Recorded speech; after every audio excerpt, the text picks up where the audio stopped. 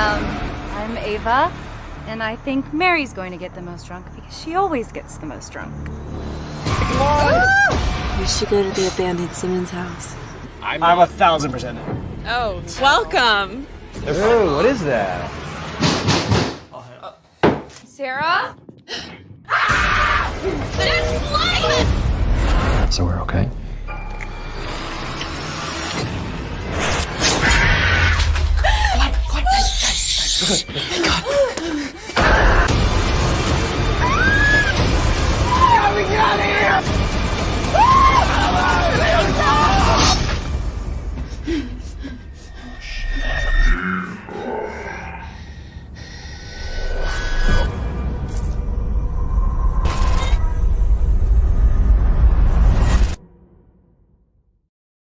Boo! Hi. Okay, hi. I'm Haunted Hippie. You know me, not gonna waste your time with an intro. Boo, boring. I have so many guests waiting in the wings. And I'm here to interview them for their brand new movie, Heretics. So first up, I have director Jose Prendes. Thank you for having us. Yeah, welcome. We've got Taryn McAllen. Hello. Hi, thank you so much. I'm excited to be here. And then we've got Shelby. Shelby, right? Hi, thank you for having me. We've got Scott Mazzapica, which I've never confirmed if that's how you pronounce your name. Hi, Scott. That is how you pronounce it. Thank you so much, Haunted Hippie. Yes. And then we've got Neely Diane. Diane? Hi. Yeah, Diane. Okay, gotcha. Amazing. Welcome, everybody. So let's just jump right into it. This is a horror audience here on my channel, so I have to ask all of my guests when they first come on, what's your favorite scary movie? We can start with Jose and then kind of work our way around. Well, I feel I'm gonna have a boring answer because it's Scream, but technically it's also Jaws, so they fight it out every once in a while. I can't decide between them. Recently, I've leaned towards Scream for reasons we can talk about later, but yeah, I think those two movies. Okay, and Taryn? I love It Follows so much. I've seen it so many times. I've shown it to every single person I can. The cinematography, the score, I could go on about it for hours. Yeah, love that one too. And good picks, Jose, obviously. Neely, how about you? More recently, I would say Talk to Me, and then I also liked I guess a show, but The Haunting of Hill House I really enjoyed, and then growing up, The Ring. So I really like horror movies. Oh yes, okay, woman after my own heart. I've said for a long time The Ring is one of my all-time favorites as well. Scott. I really love the new It movies, the Stephen King stuff. I don't know. I remember seeing both of them in theaters with my best friends, and I love a good Pennywise impression. And me and Stephen King, I once peed next to him at Fenway Park. You go way back. We go way back. Oh my god. Do You're you like have a Pennywise impression? I do. You do. You're cutting out a little bit, but I would love to see it. Well, let's see. I can do the hiya, Georgie. What a nice boat. Do you want to bet? That's really good. You went that out. Yeah. That sounded like Tim Curry though. That was a little too Tim Curry for me, but it was good. It's okay. It was We good. can blend them. Sure. Okay. Shelby, what's your favorite scary movie? I'm gonna have to say Suspiria. I love both the original and then the remake. So good. And I love Luca Guadagnino. Yeah. Okay, makes sense. For our viewers, Shelby is a professionally trained dancer. She's great, so that tracks. And then, just in case any of you guys weren't horror fans, I did also want to ask you guys your Letterboxd top 4. So if you just want to rattle off like top 4 or 5 all-time movie favorites. Hold on. We can start with Taryn this time. I'll switch it up who we start with. Oh God, no. Oh no. Okay, mine are ready. Okay, Jose. Scream, Jaws, It's a Wonderful Life, and Trancers 2, which fans of Full Moon who grew up in the 90s will know Trancers 2 is a piece of shit movie. But the behind the scenes in that movie inspired me to make movies because it was the first time you actually got to see what it was like to make a movie, and it looked like such a goddamn blast. I'm like, I want to do that. So Trancers 2 has a special place in my heart. Okay, random. Love it. Taryn, are you ready? I have such a connection to movies that are more recent, so I feel like the ones that I think about the most, and for me, that would probably be Anatomy of a Fall. I really, really loved Everything Everywhere All at Once. I would say Catching Fire, such a great time, beautiful performances, and then probably Close from France from a couple years ago. I really, really like that international film. Those are ones I think about all the time. Okay, hell yeah. Nice. Love those. I haven't seen Close. How about you, Neely? Outside of horror movies, they're like really random, but I guess Shrek, Titanic, Perks of Being a Wallflower, and all the Harry Potter movies. Okay, we've Nice. got taste in the chat today. Okay, Scott, you're up next. Turks is so good. I would say my film bro answer is Moonlight. My heart, my deep Scott answer is Wet Hot American Summer. Yes, dude. Fuck yeah. That's a great movie. The more passionate fan in me says Lord of the Rings, Return of the King. And a fourth one I'll throw in there for a recent one is Fall Guy, because Fall Guy was so fun. That one was fun. That was a fun one. Okay, great. Shelby, how about Oh you? yeah. What if I said Twilight? Then I would say that's correct. Sorry, it's not. Okay, I'm gonna have to say Good Time, Climax, Titan, and La La Land as a more recent. Actually, those are all pretty recent. Wow, Wow. To be phenomenal. fair. Phenomenal choices, everybody. We do have a couple people in the chat, so I just want to say hello because they're also here to see you. We got someone staying up way past their bedtime, apparently. Appreciate the support. Lexius, thank you so much for the tip. She's just gassing me up. Don't mind her, but apparently I'm going to be the next Ari Aster, Coralie Fargeau. Don't mind that. I've been saying that for as long as and we've been saying this. People have been saying that about me. We've got Gory Tiger here. Hello. Hi, Paige. Jose and Kylie collab. Awesome. Yeah, the Master Chaos, if you don't know, on YouTube here. Let's see. John, hello. Hi. Hello, everyone. Hello. And thank you so much. Oh, 2 questions for Jose. What movies inspired you to be a director? And what inspiration do you have while making Heretics? Is a great question. I'll answer this as Master Chaos for Alex. Thank you for that. What inspired me? Honestly, I was an only child. I had tumultuous growing up, which I won't get into, but movies were always there for me. I felt safe and I felt accepted in that world. And I think most movie fans have that same kind of reaction to it, especially people who want to try to do it. There was a magic there that spoke to me, and ever since I was little, that was the only thing I ever wanted to do, just either make movies or watch them. And I knew early on, in the beginning, I wanted to be an actor, but I realized the real power was in crafting what the actors say and, where the camera's pointing and all that good stuff. So, and also when I was making movies with my friends, nobody else wanted to do it. So I had to be the one saying, okay, you stand there and you say this. It just became second nature. Like I was made for it. And it just, when you find something you love, it speaks to you, and that's all there is to it. In terms of inspiration for Heretics, I mean, obviously Blair Witch. There's my favorite found footage movie of all time is Wreck. Actually, the entire franchise is pretty good, but the first 2 Wreck movies are phenomenal movies. And I tried to capture as much as we could on our budget and time the kind of intensity in those movies. That's the answer. Yeah, Heretics has a little bit of a similar location to Wreck, a little bit, feelings a little similar. And speaking of, actually, that you bring up Blair Witch Project and Wreck, I have a fun little true or false game with found footage trivia. So we're going to go around, and then we'll be done with the icebreakers. We'll get into Heretics. So let's see. We can start with Taryn. The Blair Witch Project was the first feature-length found footage film. True or false? Oh, he might be frozen. Oh no! I think that it followed him and got him. Oh, did he's being haunted? Okay, I might have to ask Neely then. Yeah, Neely. Blair Witch Project, first feature-length found footage film. True or false? I believe it's true.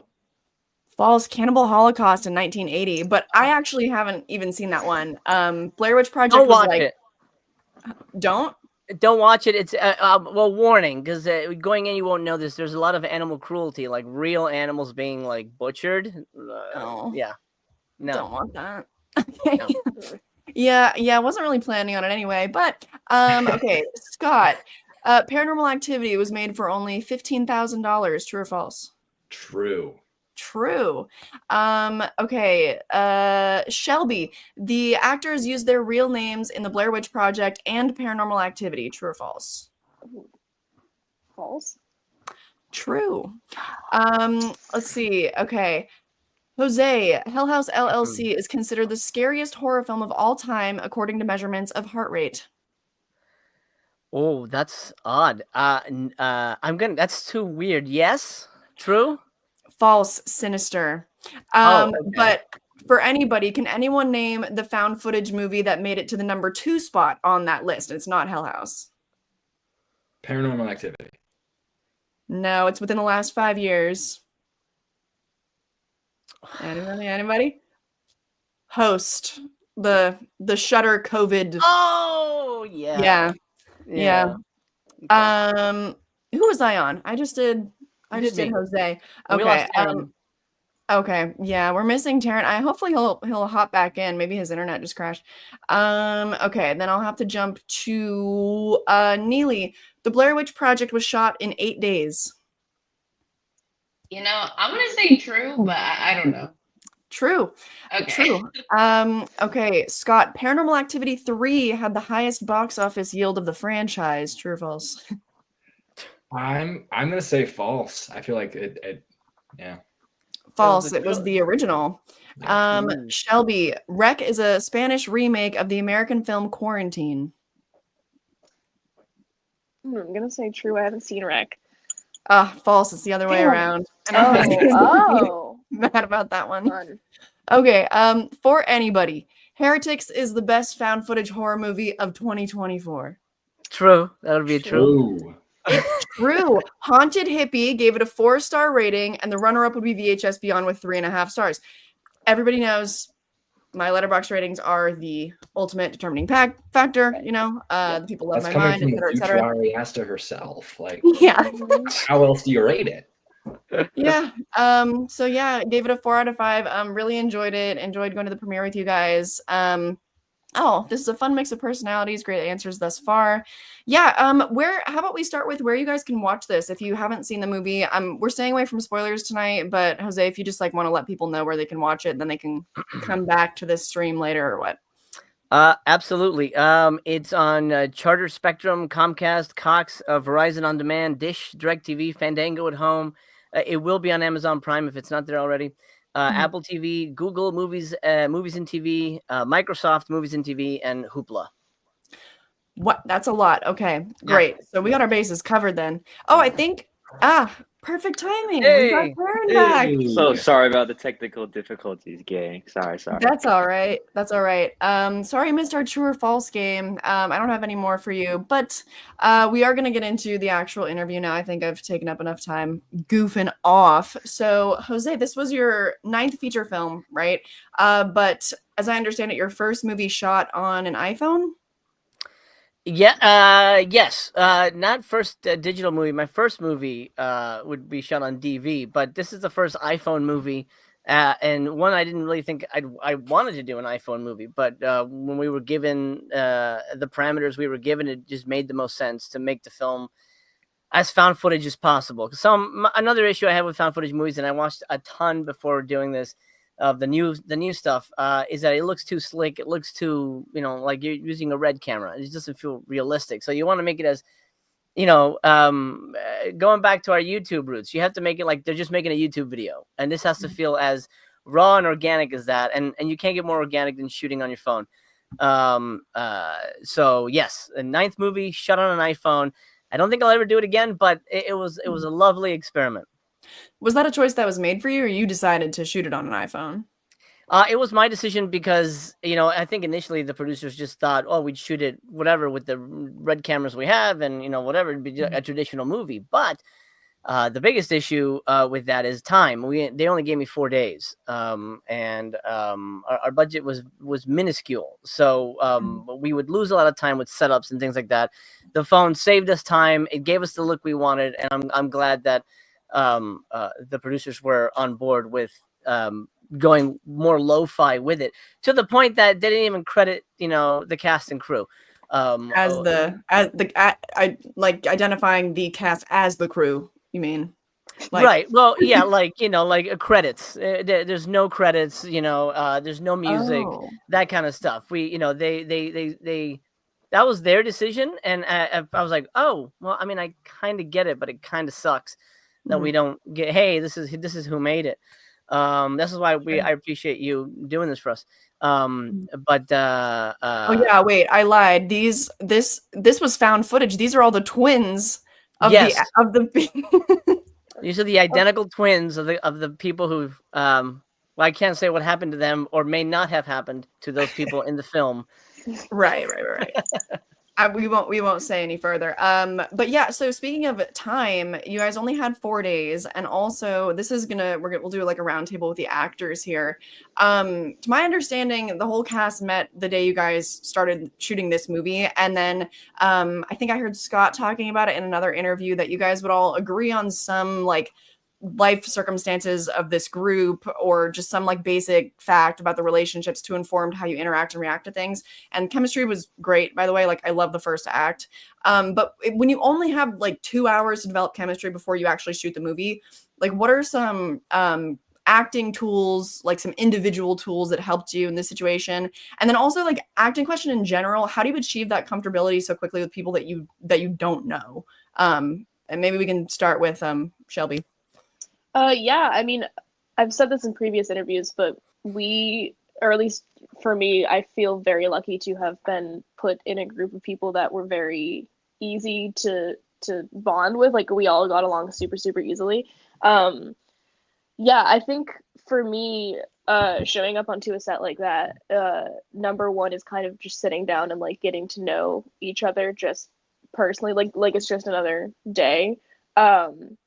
And just sort of like creating that chemistry and comfortability with each other. Yeah, and then once we kind of like bonded in that sort of way within the like hour that we had, just kind of discussing what we think our character backgrounds look like, what our relationship dynamics look like, how long we've known each other, the whole shebang. Yeah, but it was definitely a new experience as an actor to kind of jump into it day of and like meet the whole cast like within 2 hours of shooting, while we're also like figuring wardrobe out and hair and makeup and all of that stuff. But like I said, like everybody just flows super super well with each other, and I think communication is just key in projects like this.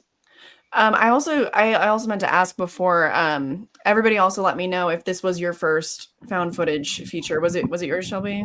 It was my first found footage. Wow, yeah. Okay. Let's jump to Taryn now. Yeah, I mean, my co-star said it so well. Just taking the time to getting to know each other was just extremely crucial for every project that I'm on. Ideally I have weeks ahead, and then there's all the memorizing and all the scenes and the rehearsals. I get a really good feeling for them. But even in those cases, I hop on a call with the co-stars that I work the most closely with to really understand them as a person. I find it like so valuable. And so jumping into this, I knew that it was going to be like this mad dash. And like she had said, just feeling each other and talking with each other and making jokes and hanging out. And thankfully, there was a good amount of time before we finally started filming with figuring out wardrobe and stuff, that there was just a lot of moments we were laughing, and I got to pick some of my co-stars' brains a lot. And that really fueled how I could move forward. It felt like there was a path there. And then personally, I found times where I wasn't on screen and I just got to watch some of the actors, how they improv and were ad-libbing, and that made me sort of inform how it's going to sort of go with them and their rhythm. And it was every next scene, every next take, every next day became more and more just synergy, because we found this groove with each other, and we quickly were able to realize how other people work. And it was really exhilarating and beautiful, but also really intimidating. But I'm really proud of what we did. Cool. We can move to Neely, and just so we don't get like too repetitive, I'm also curious if you could let us know, like, did you feel like it was more important getting to know each other as people, or like getting to know the characters? You know, like, what did you spend more time talking about to make it work? I think like because it was sort of like none of us knew what to expect. We all had a similar nervousness and excitement, so that sort of made us all want to talk to each other. Like, oh, what do you think it's gonna be like? So that was good for bonding in the beginning. And then Jose sat us all down like right before we were gonna start shooting, and he's like, "You're now your characters. Answer these questions in character." And he asked us, fun questions like, "What's your favorite movie?" And then like as Ava, I would say what my favorite movie was. So we did like exercises like that, which was something I really appreciated because I've never had a director that spent that much time, like even in such a short amount of time, to make sure we were, to help us get into character. And I think a lot of us brought in a lot of ourselves into our characters just because of, it being improv and just going right into it. So I feel like I got to know everybody as themselves and as their characters. Like there wasn't as big of differences other than like small ones. Yeah. Oh, that's cool. Was this your first found footage feature? Yeah, as a kid I used to make them, and this reminded me of that, which was really fun. But officially, Oh, that's cool. Oh, sweet. And then Scott, what about you? Was this your first? Yes, first found footage feature. It was really fun to just be improvising for the entire time shooting, just as an improv lover in general. But I found it was super easy to really get into character and to get into this group dynamic because, like Neely just said, ultimately most of us were just being ourselves for most of it. And just what Jose, I think, really did so well as this director is bringing in a cast of people that he felt would just vibe together in this very natural way. And fortunately, I love all my castmates and co-stars. Like I have genuine friends, and I love to hang out with them and just be around them. And so it's not like when the cameras turn on, we have to pretend like we like each other. We're eating Taco Bell in a circle at midnight, just 4 in the morning, really. Like it was just a blast to get to know everyone, and then to kind of have this play that we could do and just play together. And the whole time, it's just this communal shared experience of what's going on, what's happening. We're figuring it out, and so it just makes for a really special time on set. You bringing up improv actually segues so nicely into my next question, because I am really curious if if you guys find that improvising is kind of constantly draining your mental battery more, or is it to the contrary and it was like freeing and less stressful than having to memorize lines? And I'm sure there was a little bit of like maybe memorizing blocking and stuff. So I'm curious Jose's perspective as well, but maybe we can go back the other way around. And Scott, if there's anything you have to add, it seems like you loved the improv, right? Yeah, I'm an improv supporter all the way. This was my first time in a role where it was entirely improv. In the past, I've done stuff where it's like stick to the dialogue, but riff as you may want to off of the written script. But something about this, I just really full force sent it, and I had a blast. Hell yeah. Okay, how about you, Neely? I think it was exciting for me because it's like this sort of situation, not that I necessarily want to be in, but I like going to like haunted experiences. So it felt just really natural to me. I also have done like comedic improv before. So this wasn't as, comedic. It was more serious, but it was fun. So I liked it. Okay, cool. How about for you, Taryn? I think Jose, I think his kid was like blasting the Wicked. Yes, no, that was. I'm sorry. No, that was my son. He's Elphaba. He just can't help it. He's fantastic. Okay, no worries. Move on to Taryn, if you found the improv more draining or freeing. Yeah, what you just said about doing something that was very improv heavy with comedy, that was the thing that I had done in the past. And so doing something like this that was leaning into horror was like really, thinking about having these dramatic moments. I was like, I want to nail it. I want it to feel real. And our director really steered us in the right way. But like coming into it, like someone else had said, we figured out our relationships. And even the day before, I had written as much as I could. And then things changed when we all met. And so doing the scenes and feeding off of each other's energy, and being in a really crazy space, like physically, really informed it all. And, these actors were all really phenomenal, and it really inspired me to do better work. And so I think it became really seamless because we were in this environment. It was run and go. And at a lot of times it was like chronological. And so we were able to know what happened before, and it informs what happened next. And that was able to make things actually pretty smooth. And so when it came down to blocking, it was just like, oh, I'm doing this, and that. And it was like, we did it in one take. It was perfect. And we were all like, wow, that was great. Let's keep going. It was really exhilarating. And surprisingly, it just kind of just started to feel natural, and there was no turning back at that point. Mm-hmm. All right, Shelby, are you going to be the one contrarian, or did you also enjoy the improv? I did enjoy the improv. It was definitely a new experience, like Scott was saying. Like I'm used to kind of having like structured improv, if you will. Like here's your script, but like you can kind of like make it your own thing, whatever.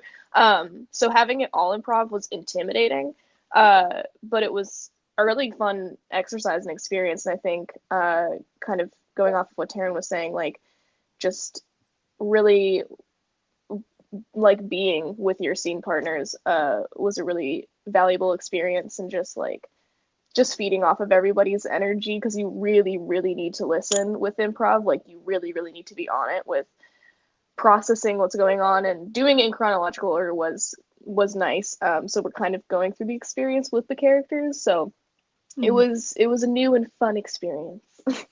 And you're having to be so in the moment with your scene partner, with Jose usually right behind you, right? Because Jose, you're directing like. No, they're holding the cameras. I'm usually outside the house waiting for them to stop screaming, and then I'll call cut. Really? I thought you were like running behind them sometimes. I thought you mentioned that to me. The only time I ever held the camera was a couple of the early shots in the party, and then security camera footage. But it's them. They're the DPs.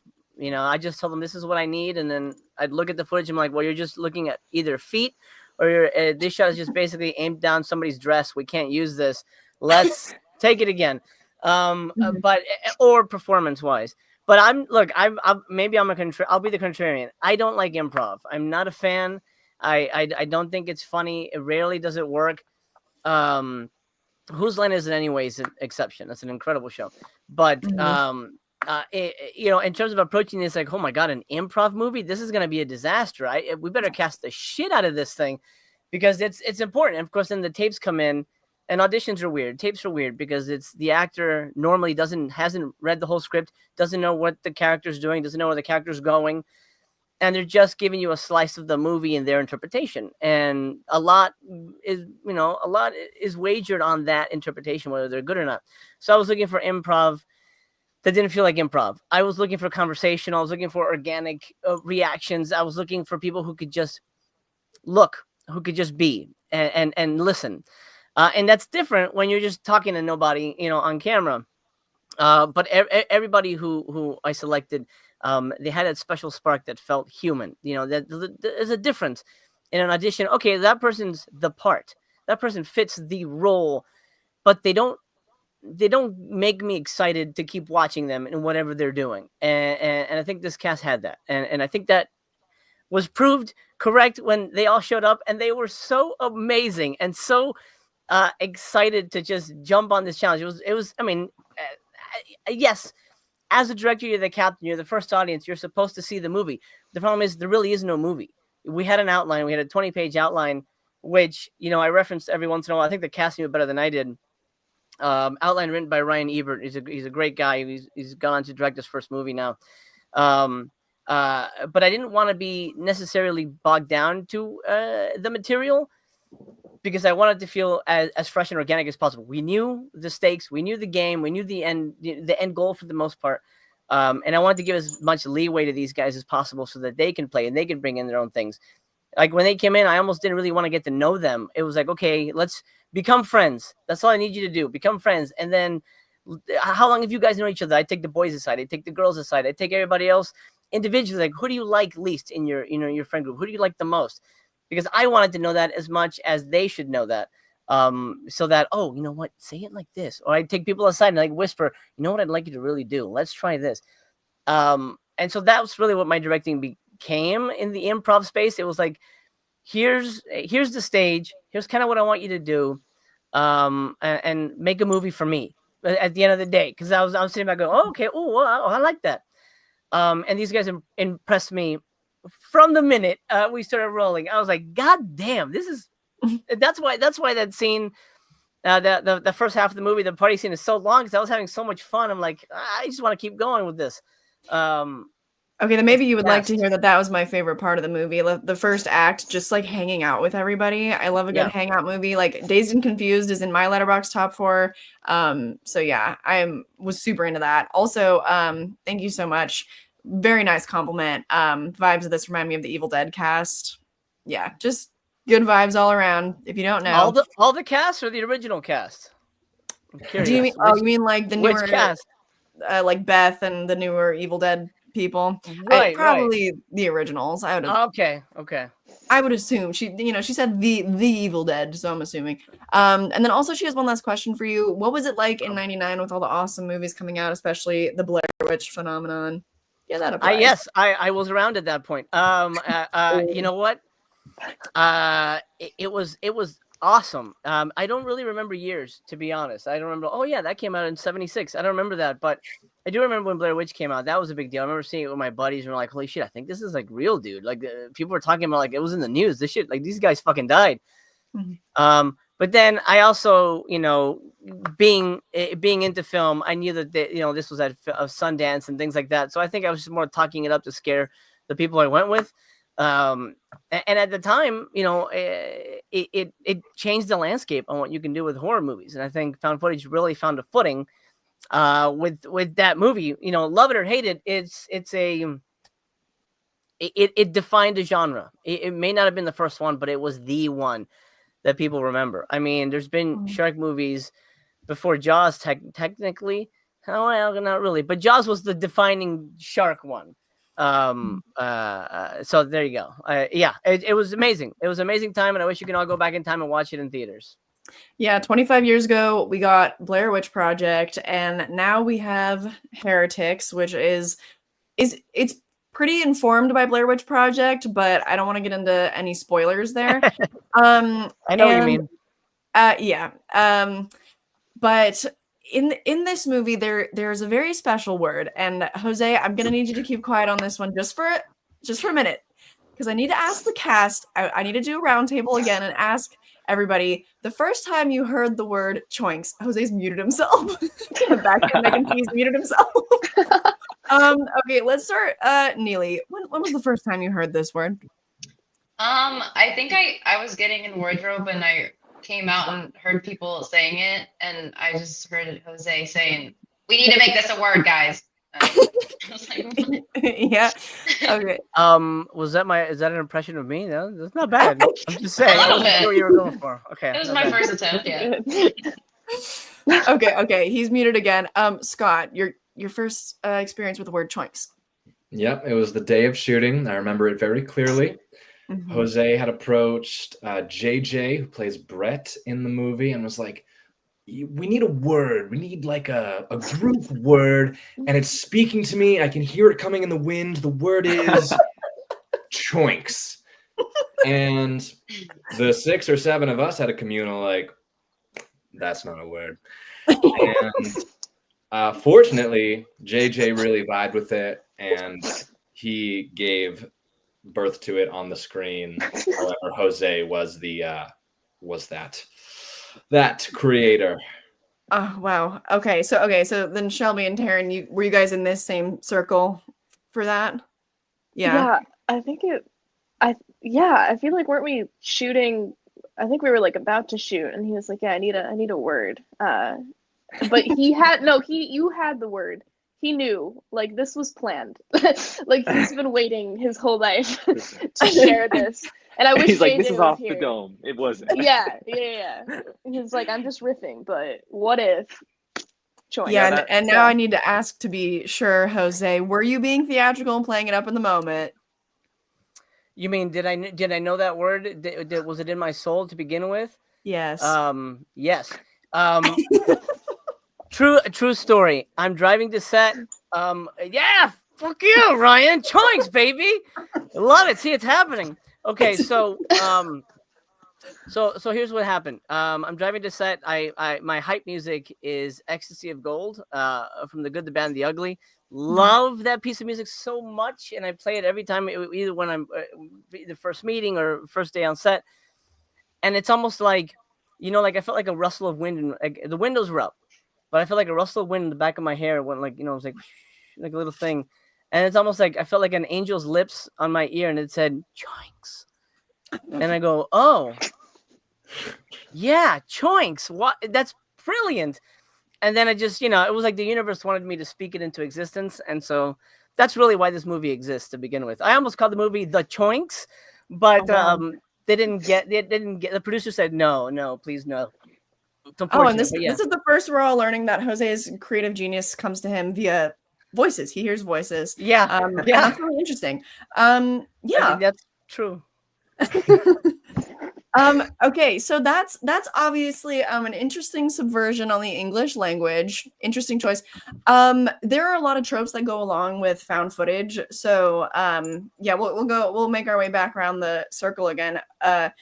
Jose, how did you manage kind of trying to avoid tropes? Was that ever like an obstacle you ran into because you would like send them off or whatever? People always ask the question like, why do they keep filming? Like, were these thoughts that you had, or you just had your task and we're going full steam? Were you? Yeah, I mean, for sure. I do a lot. I try to do a lot of research on a genre when I'm tackling a movie like this. Like currently, I'm binging Hallmark Christmas movies for something. And I've seen on your Letterboxd, and it looks like you are in the trenches, dude. I last night I yelled out loud, "Stop making me fall in love with you, Hallmark!" It's been a wild ride. I'm actually in love with those movies. But anyway. So I watched a lot of found footage movies, and yes, the same things. Why are they filming? That angle's too convenient. This dialogue doesn't feel real. I don't believe any of these things. I don't care if anybody dies. I think it's the argument every horror movie fan has at some point. Are they fodder or do we give a shit? And I wanted to specifically at the beginning, really at least, not so much, hey, care about these guys. But I wanted the audience to, as much as possible, feel like they were part of the gang.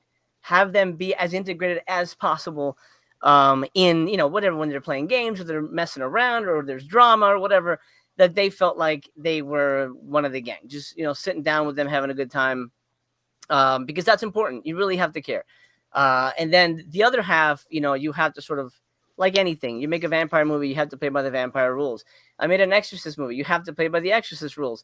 So you have to do the found footagey kind of things to make it feel like it's a part of that genre.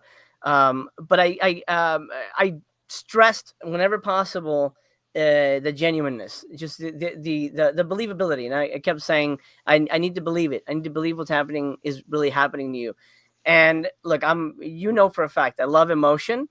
And I love actors to get to where they need to and really heightened state. This is a movie where 50% of this movie, people are running, screaming, crying, and that's tough to do, consistently. And I needed my cast to get there. They did get there, and I think that's hopefully sells the emotional payoff. I'm like, I feel bad for these kids. I hope they make it out okay.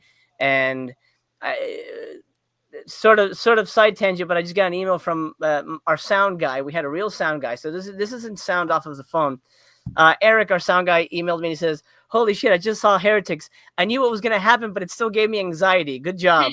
So I mean, hey, if we could scare the sound guy who was there, I think we did all right.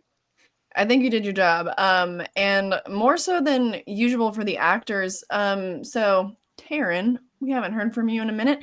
How did you get there while also like often having to be recording? Like, I'm really curious your experience on that.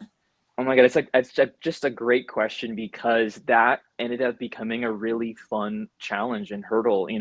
For this first sort of act for the film, my character Aaron, he has moments where he's on screen, but he kind of enjoys being on the side and just watching. And you kind of start to get some clues about who his character is. And as things progress and he starts to, you know, be really in the thick of it and surviving, he tries to do his best to take charge to protect the people that he cares about. But there's still plenty of scenes where, specifically the one, and I know everyone in this room remembers it, where we all had to sort of run back into the room together, where some of the characters had broken off and they're rejoining.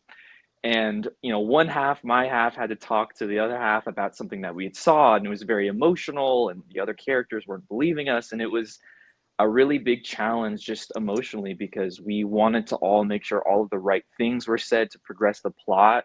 And of course, the emotions being there, how many times it took, the running around, it was really, really taxing. And then specifically for me and for JJ holding the camera, a big thing was that we would feel like we were there where we needed to be emotionally, and then we would look at the footage again, and it was so easy to our minds to drift away from what the framing was. And I had such a fun time with the framing, but when I became more and more present within the story and more an active member within what's going on, it was a really hard balance of that. And so it felt like this a kind of an opportunity where, like with any acting project, I try to jump into something that's going to challenge me and push me. And so I think it was, for all of us who held the camera at different times, we really learned what it was like to like juggle a bunch of balls in the air at once, because there was the emotional side of it. There was trying to get out the information that we needed, and it was improv. And so it was like sometimes people would say something at a different time, or they would give you something else, and we needed to get the right frame and then leave and the right blocking. And it was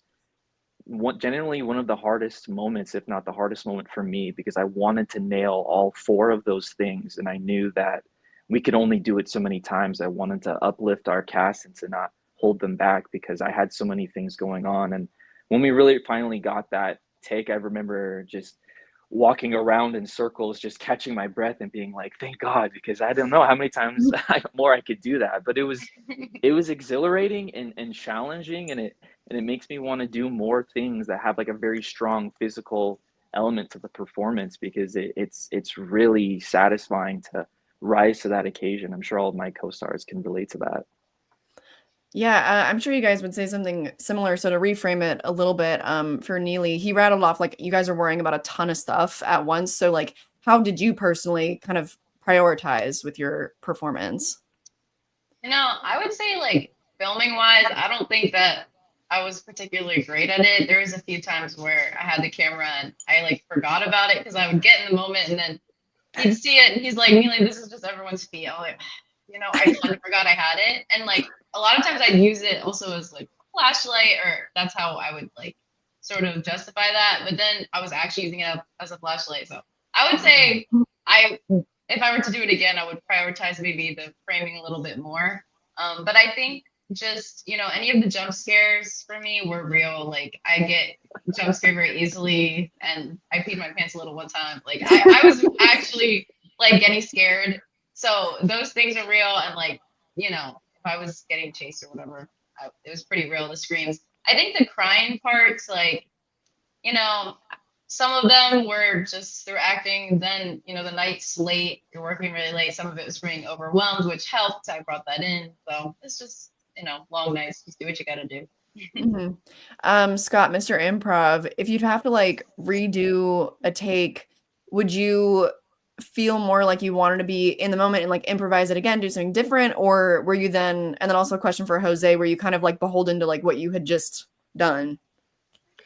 It's all about like what the circumstances were, and we can kind of agree upon the before moment in a way and just see where it goes from there. But like when you're living in that circumstance, the brain is firing in all these different directions. Like there are things that like you'll hear someone say with maybe a slightly different tone that just makes you feel a slightly different emotion, which makes you say something ever so slightly different. And then once you get that started, it just becomes a different scene. So as many times as we may have repeated a specific circumstance or general through line, the variety of takes was still pretty wide ranging, in at least for my scenes in particular, because I didn't have much like blocking heavy stuff that we needed to hit on. but it's cool to just see what you can create in all these different ways with just a single prompt, like you do in any kind of improv. Very cool. And okay, I'm gonna be careful here, because Shelby, it's your turn. You had a really big moment and very emotional moment, and that's all I'm gonna say. I think I can say that it's a solo moment, so you're also holding the camera. So I'm really curious if you can get into any of like your prep or experience of that without getting into spoilers. No spoilers. Logging it in. Yeah, I mean, holding the camera, I will say, like, it does give you a sense of freedom because you're not really like hitting a specific mark or anything. With that scene though, like I did have to hit a specific, like I needed to frame myself. And so I had to like think about what my character's going through and what I'm saying, and also making sure that like you can see me as this is happening. So it took a couple of like trial and errors to like get it right. Framing, thinking about, I think like Taryn kind of touched on this, like getting that framing, and also you're thinking about 10 different things at once. Yeah, so it was tricky, but we managed. Jose, did you have something that was at the top of the list, like framing or performance, or was everything all equally like we gotta get all of this? You know? Well, I mean, you try to do all that you can imagine. We were working off a shot list. We didn't really have, since we didn't have a script, I just kind of put together a shot/scene list. So, this is the scene where they play cups. This is the Never Have I Ever. This is the exploring the house kind of thing. It's reference to the scene with Shelby.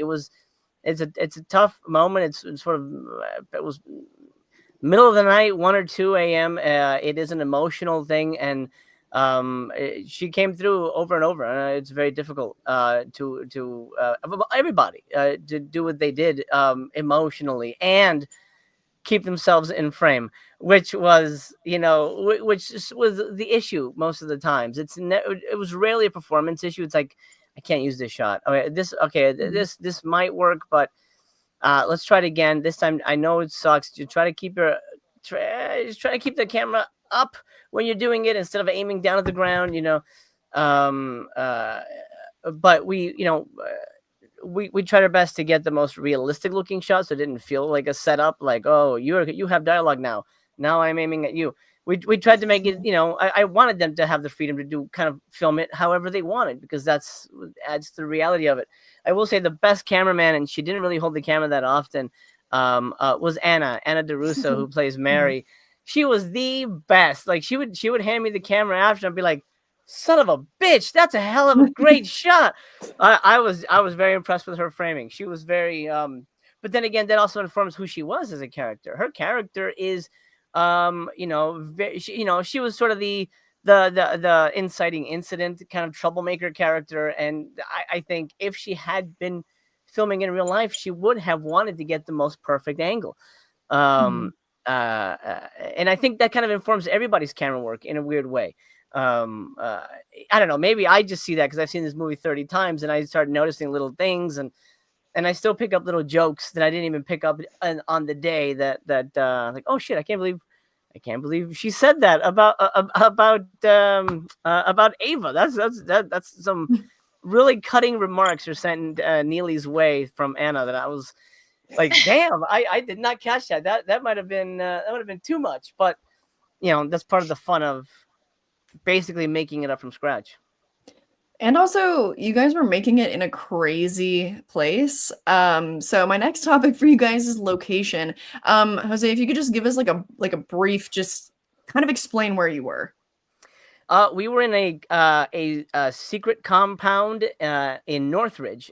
This lady owns this big plot of land. She had 3 abandoned houses, and we basically just stitched them together to make it one big Simmons house. And then there is a secret dungeon under the house, and we shot that in Pasadena. There's an artist who has a homemade, basically serial killer lair in his backyard, and we basically got to go play there all night. Those were the locations we shot at.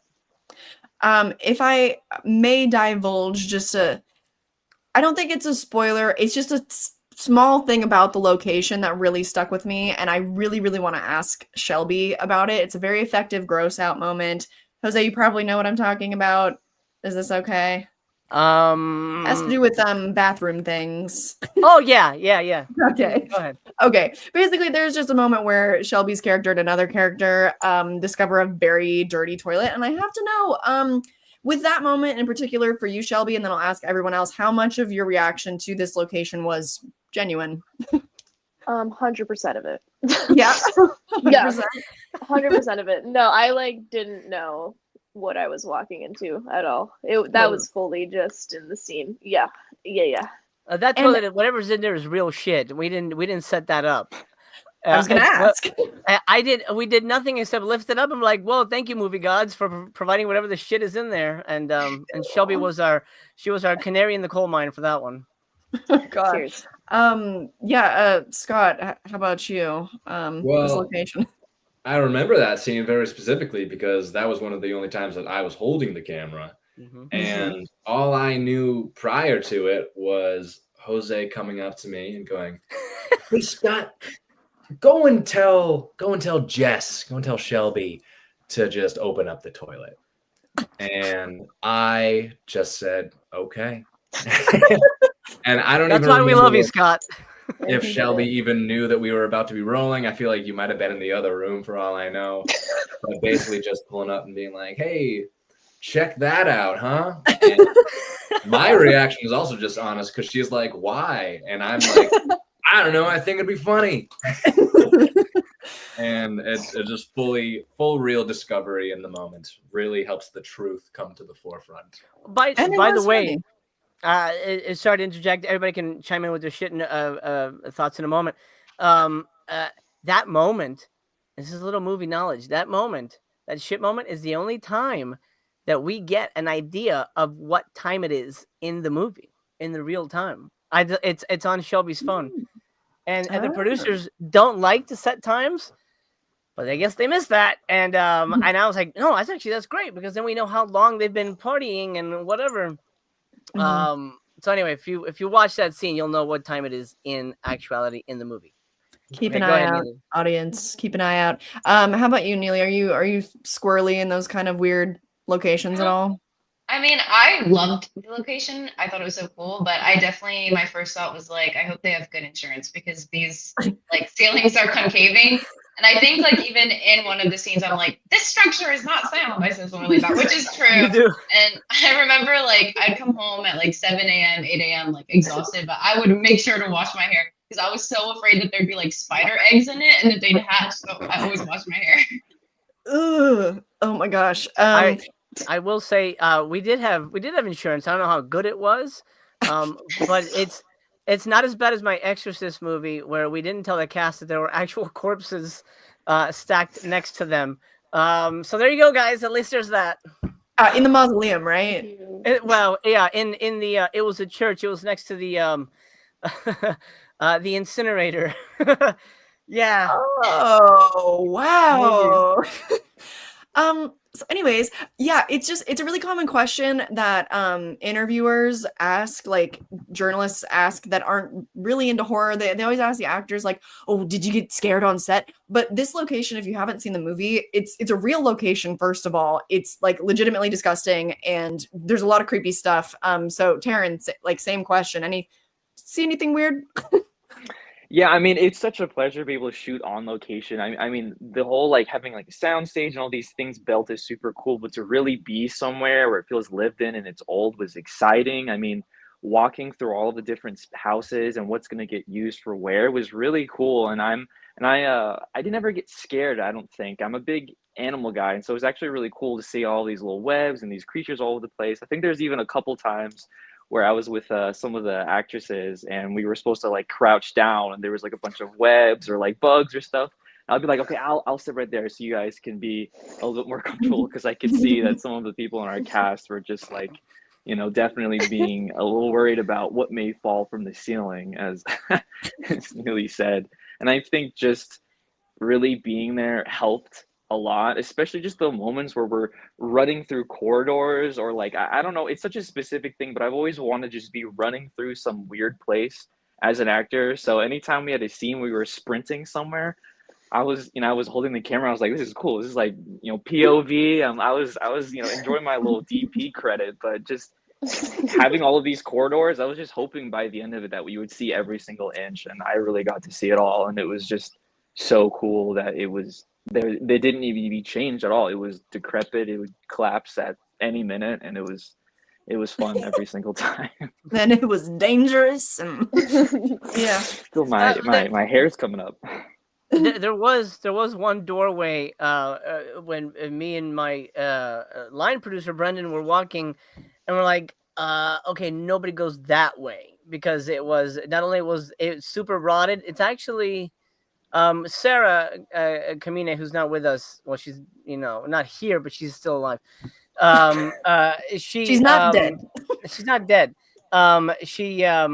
She actually had a scene right by that, and I was very cautious to let's make sure she doesn't go near that door, because that door had like the biggest concentration of spider eggs, and the floor was super rotted. And like, yeah, let's try to avoid that section. There wasn't anything. I mean, I never wanted to put anybody in danger. Obviously, nobody got hurt too badly, and I didn't want anybody to walk away with venomous bites of any kind. So luckily, we survived. Hell yeah. Also, with everything like constantly changing, such like that, like, oh, well, this is rotten, so like, let's actually shoot this over here, whatever. And because so much of it is on the fly and you're shooting chronologically without a script and all this, like, can you just tell us a little bit about how post-production went, Jose? Well, at first they, I'm very hands-on. It's on set. I like to be as much as I can right in the action, and give notes as we're working. And then the same in post, but they gave me an editor in Las Vegas, which means I'd have to work remotely, which I was not a fan of. My last movie, Monster Mash, I had to work with an editor in England. That was really tough, because you'd have to give notes, you'd watch the cut and be like, okay, cut this. Okay. I know there's a better reaction of this, that kind of stuff. It was difficult. Luckily he's amazing. His name is Rob. But our editor, in Vegas wasn't there with us. He had my shot list, and for the most part we stayed, my shot list, shot one would be scene one, that kind of stuff. So we stayed pretty much concurrent with that. But his assembly was a mess. I'm like, this isn't gonna work. So I was able to bring in our DIT, which he's our digital guy on set that like kind of transcodes the media onto the files and puts it on a drive. He was the guy who cut Exorcist for me, and I said, look, you were there, the footage. It makes more sense to bring you in. So he hopped on a week and a half into post, and I was able to sit with him and piece the movie together. I'm like, okay, well, let's not play the whole scene. Let's cut back to them doing this and then do that. And we were able to really kind of, I don't know, weird way to use, weird word, but kind of make it sing, and you don't want it to just be footage. You want it to really kind of speak.